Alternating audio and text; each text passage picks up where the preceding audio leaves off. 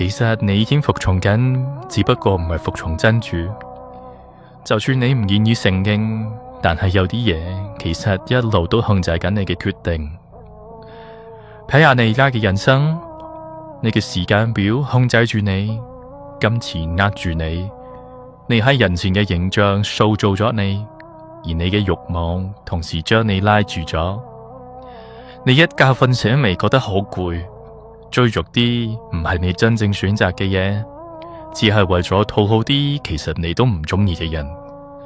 呢一個唔係自由。伊斯蘭唔係叫你服從而去貶低你，佢係叫你服從唯一嘅主，令其他一切都再控制唔到你。真主提出咗一個比喻，佢話一個人同時屬於好多個主人，同另外一個只屬於一位主人嘅人相比，邊一個會更加安寧呢？真正嘅自由唔係想做乜就做乜，而係知道你要向邊一位負責。一位真主，一個方向，一個目的。